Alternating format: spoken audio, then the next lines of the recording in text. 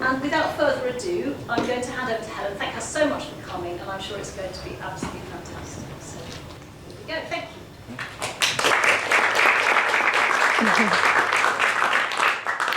Thank you so much, Lucy, for the kind introduction. I'm delighted to be here, and I'm hoping that we can have some lively discussions after the talk.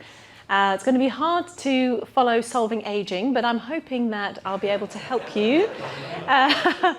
You all may have children, grandchildren, extended families, and what I'm going to be trying to convey to you is how we can impact allergies in the future generations to come. So I'm Helen Brough. I am really very, very keen to try and get lots of simple messages out there for people to be able to implement immediately into their lives so that they can help their children and their children's children not develop allergies in the future. So I'm going to be talking about the allergy epidemic, as I'm sure you've all read about, seen in the papers that allergies are increasing. This is just one of the multiple studies that I'll go through about peanut allergy increasing, and now 2% of children have peanut allergy in the UK, so that's 1 in every classroom or more. And then I'm going to talk about some of the risk factors for developing allergies, and when we know what those are, we can then try to prevent allergies. Then I'm going to talk about some of the most important research that's come out recently in terms of how we can prevent allergies. And then finally, I'm going to talk about some of the future research and solutions that are hopefully going to be with us in the next 10 years. So these are the types of allergies that you see in children versus adults. So you can see here that for food, children certainly have a larger proportion of anaphylaxis to food and allergies to food. So 65% of children versus only 20% of adults. And then if you look at insect venom allergy, it's the reverse. So adults have a lot more in the way of insect venom allergy than children, and it's the same for medication. So people who have an allergy in the room here may have hay fever or asthma, but in terms of anaphylaxis, it's more likely to be to a venom or to a medication than to a food, whereas in children, it's much more common to be food. And this is just a sort of breakdown from some European registry data looking at the types of food allergies and the types of non-food allergies that cause these issues. And you can see here that when the baby is very little, you've got cow's milk and egg allergy, which predominate. And then after that, you've got peanut allergy, cashew and hazelnut, and then other food items. Whereas in the adults, you have more of the yellow jacket wasps or bee venom, allergen immunotherapy reactions, which is AIT or medication or drugs. And the top foods really in children from this European data are peanut, hen's egg, and cashew. Now, what about the more severe types of reactions to foods? So we know that peanut is a big problem, and other nuts are big problems for anaphylaxis, particularly fatal food anaphylaxis. But for children, I think it's often under-recognized that milk can also be, cow's milk can be a cause for fatal food anaphylaxis. And for example, there are many meats that are impregnated with milk, and a lot of the time people don't know about this, and it's much harder to avoid milk. So there's a lot of work that's being done now, not just for nuts, but also for milk allergy, such as immunotherapy, which is the first treatment that we have now to actually help prevent these life-threatening reactions to food. The other thing I want to talk about is that crucial age of teenage years, when children are much less likely to carry their adrenaline autoinjectors, which is what they need to have in case they have a severe allergic reaction. And so unfortunately, it's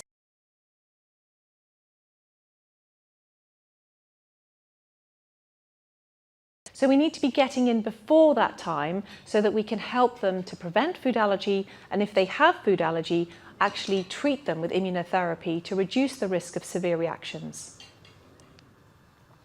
I wanted just to talk about this because you can see that there is a lot of allergy, in particular food allergy in children in red. This is the most high prevalence of food allergy in red. You can see in the UK, but in parts of Europe, Southeast Asia, and in America, bless you. And then you see that in China, for example, the rates of food allergy are 7.7%. And so food allergy is increasing around the world as the world becomes more urbanized and we're moving away from our more rural environments. And the reasons for that are multifactorial. I'll go into that in a bit of detail now.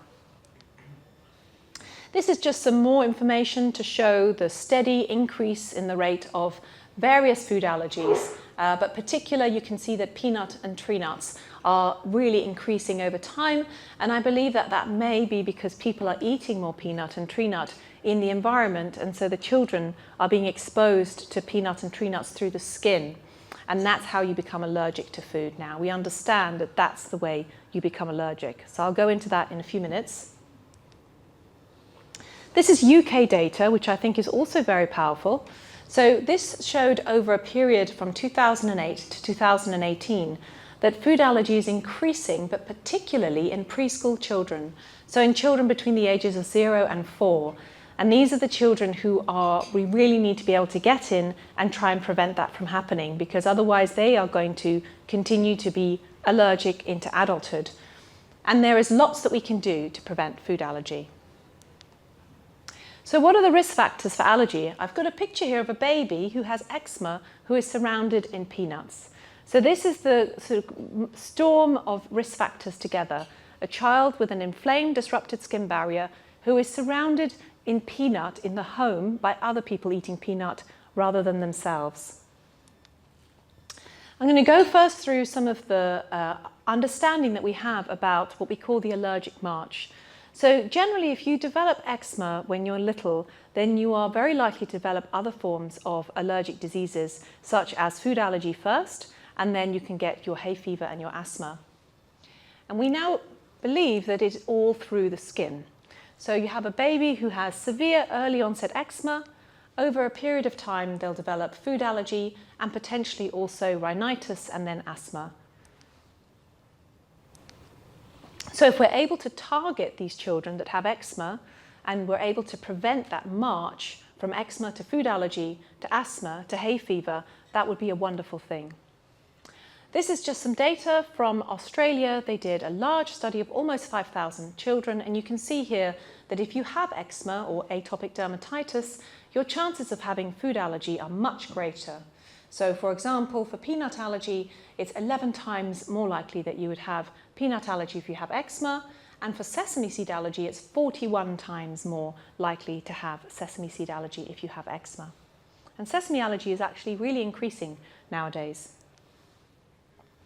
Now, this was a really nice study performed in Japan, and they showed that children who have eczema who are not treated properly for a long period of time are much more likely to develop food allergy.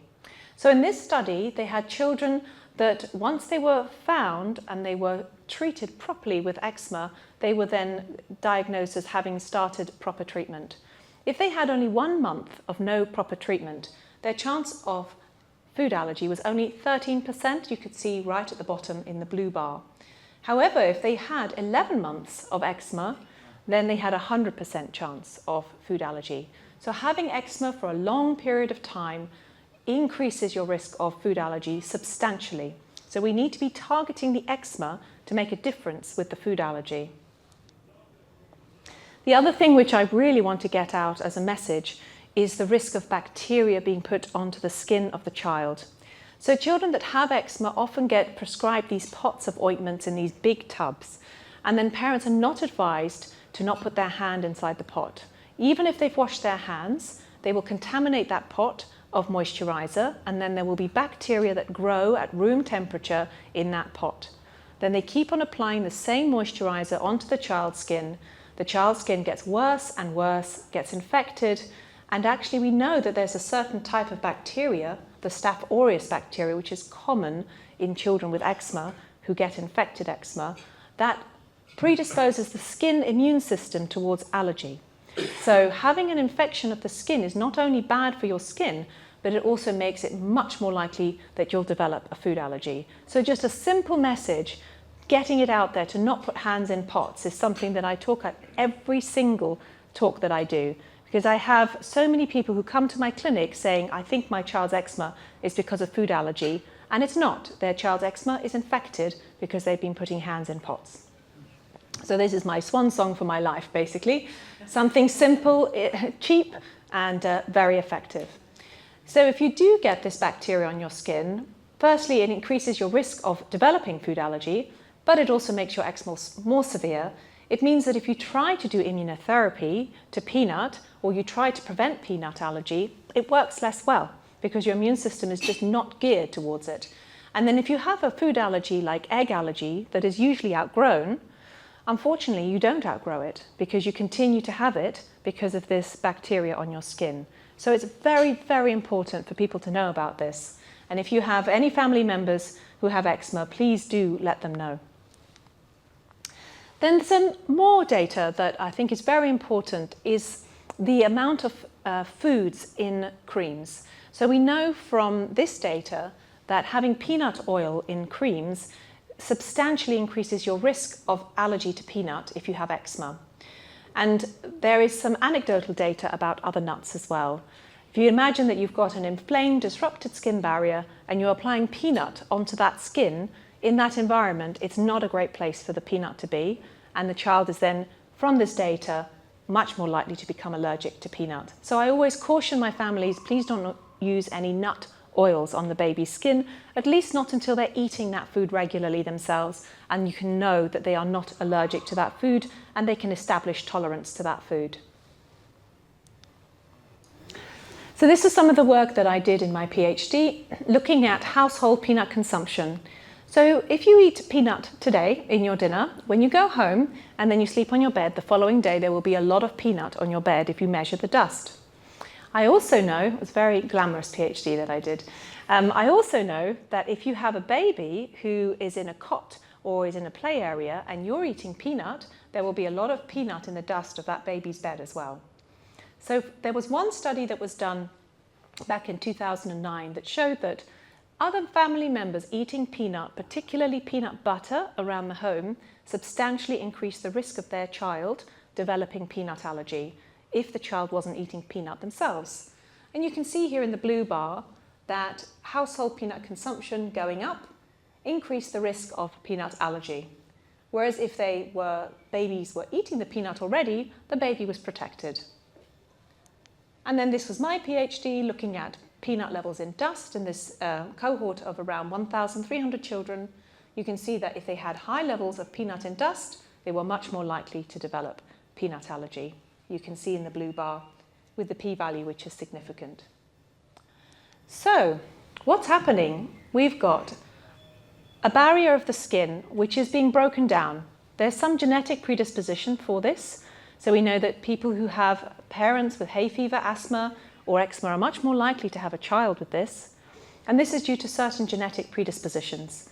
Then there are things in the environment like detergents, dishwasher detergents, washing machine detergents. There's detergents in foods as well, which breaks down the barrier.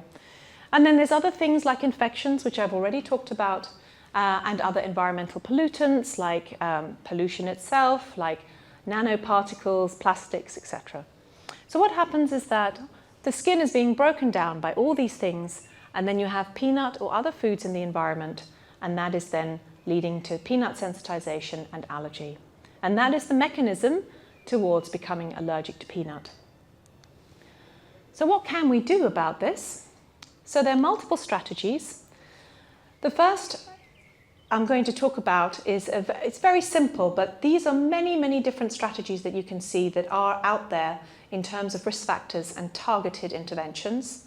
You've got interventions for the mother when they're pregnant, interventions with the microbiome of the gut, interventions when the baby's first born, and then interventions for the skin of the baby. And then there's something that hopefully we can think about with environmental pollutants to minimize the risk of these. So in terms of targeting the skin, there's lots of studies now which have looked at whether applying moisturizers before the onset of eczema might prevent eczema. And there's some studies that say it does and some studies that say it doesn't. I think partly it's because the studies that said it didn't were having parents put their hands in the pot and they were causing infections of the skin. Also, not all moisturizers are created equal. There are certain moisturizers that are better, that contain ceramides, for example, that are going to be better than just the paraffin-based ones. So in terms of the studies, they are quite conflicting, but overall, there is a suggestion that if you use the right moisturizer early on, that you can help prevent eczema, but at the moment, there's no evidence that it prevents food allergy. So the jury's out with that, but I would certainly say that once a child has eczema, it's really important to manage that eczema really well and not just say, oh, this is just eczema, it will go, don't worry about it. Really important to get the skin really good. This is a study that was also done in Japan, where they looked at children with eczema and they decided to do proactive skincare with a special moisturizer and topical steroids. But they had an impact on hen's egg allergy, reducing from 41.9% to 31.4%.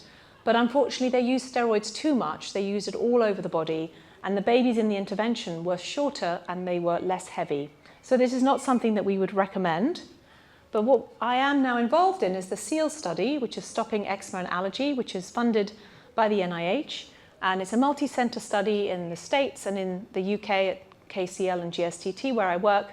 And we're recruiting babies to prevent the development of food allergy by using a special moisturizer that contains these special ceramide properties. And then we're being very judicious with the use of topical steroids only when we need to, only to the areas of the skin that are inflamed.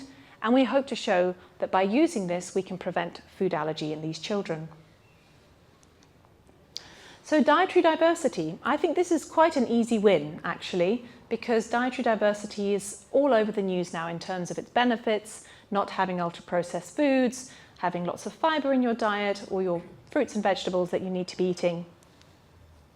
This is some work that was done in the Isle of Wight, and they actually showed that if a baby has some foods introduced, not in large quantities, just as first tastes, before 6 months of age, so bits of courgette, bits of broccoli, anything basically, if they have foods introduced before 6 months of age, what happens is that you get the good bacteria growing in the gut, you get the good fiber making the prebiotic food for the good bacteria, and then you have much less risk of allergic disease. So for every food that is introduced before 6 months of age, even in tiny quantities, you have an 11% less risk of food allergy per food, which is incredible.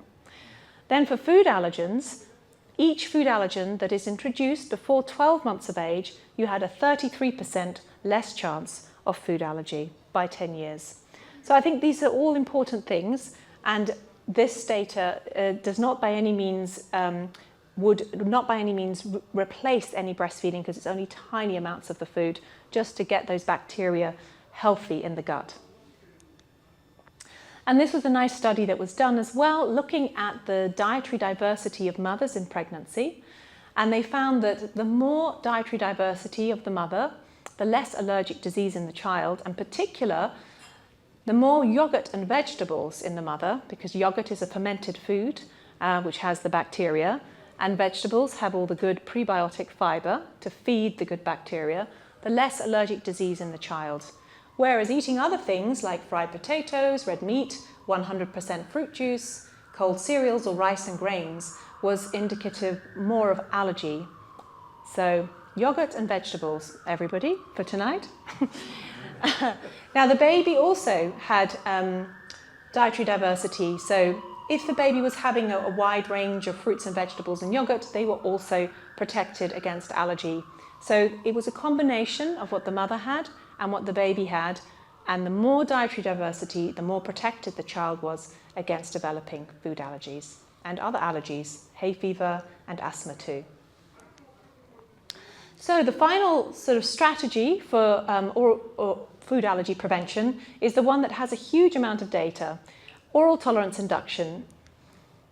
Now the LEAP study, which I was part of at St Thomas's Hospital, was called the Learning Early About Peanut study. They took children with moderate to severe eczema, and they asked half of them to avoid peanuts until they were 5, and they asked half of them to introduce peanut butter regularly into the diet from 4 months to 11 months of age, and then continue. Then they found after 4 years of eating those peanuts that there was an 81% reduction in peanut allergy in the children who had been eating peanut. They then did some further studies where they asked the families to stop giving that child peanut for a year to see if it still worked, and it did.